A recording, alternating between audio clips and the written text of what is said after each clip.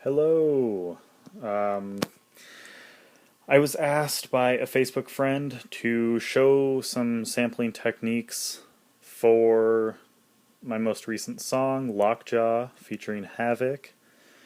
And I'm just going to kind of go over what I did with the incredible Hey Arnold sample. Um, I remember hearing that song as a kid and just being blown away by it.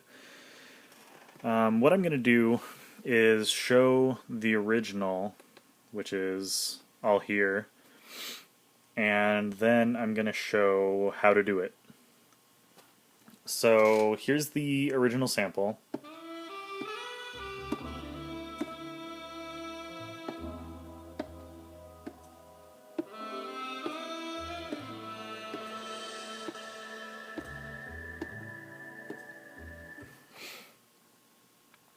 Lovely stuff. So now, how about I show you how to actually set that up?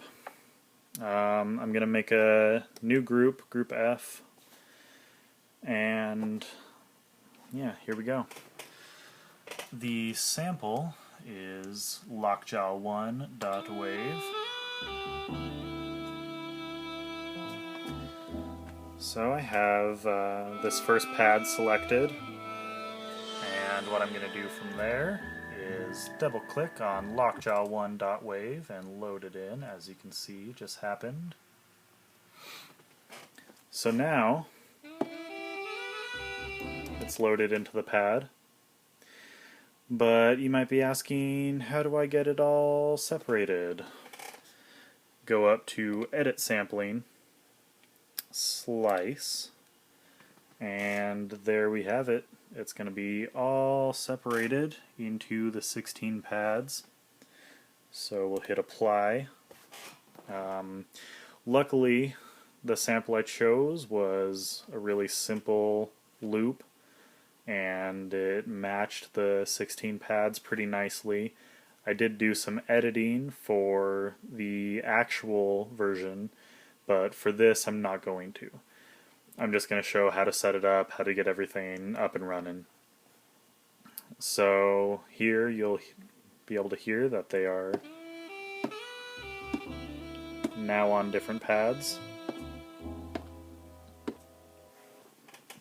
One major thing that you should always do, at least in my opinion, is go into pad mode and make sure you are on fixed volume. Otherwise, it'll just sound weird when you're trying to play them, because they'll almost never be the same volume unless you have an incredible feel for how hard you need to press. Then fixed volume is definitely going to help you out. Another thing to make sure to do is go up into modules. Oops. Make sure you are on... Actually, sorry. I get lost sometimes. I don't know what it's doing. What are you doing to me? There we go. No, maybe not. I'm stupid. Modules. Why are you doing to this? Don't do this to me. Don't make me re-record this. Come on.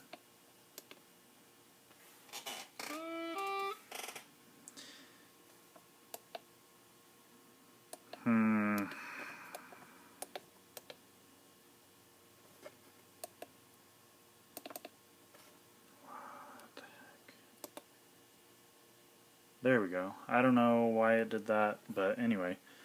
You can go through and change everything. I don't know why it decided to go away from the first one here. But make sure that this is set to legato. Otherwise, I'll set it back. When you play them, they will play together, which sometimes is okay. I mean, you can experiment on your own, but for the most part, my screen messes up every now and then. For the most part, you're going to want it at legato, so that when you hit more than one at a time, it'll just change to the next one that you hit. And I find that makes it sound a little bit better. So I'm just going to go through and I will play the melody that I made using this sample, and that'll kind of give you an idea of what I do.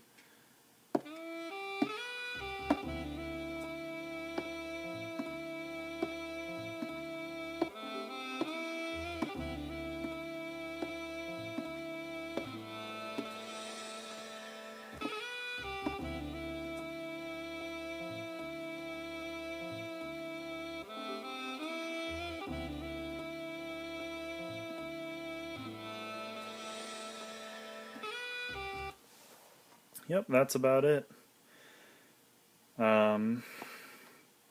So I will show now what everything looks like when it's all playing. I just went ahead and deleted group F because I already have it in group A.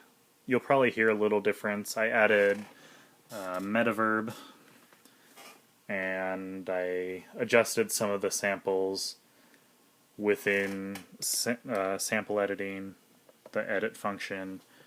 I went in and adjusted some of the start and end times of the samples. So yeah, here we go.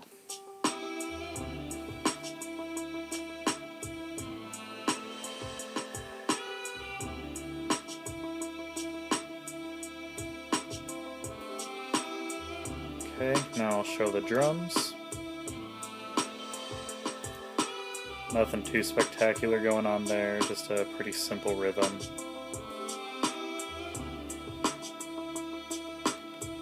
And here's the little pad that you hear in the background. That's not included in the original sample. Obviously, this is an instrument within... Here, let me actually just get that going on its own.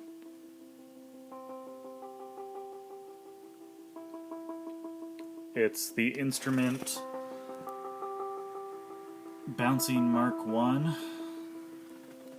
which is a Rhodes-esque digital piano, and I thought it sounded really good, so I decided to kind of put it in the background there just to add some extra flair, I suppose you would say. And yeah, that's about it. I mean, I have this sample. Oop, not that. No, not that either. Oh, it's because I am an idiot and had group E on solo. Here we go.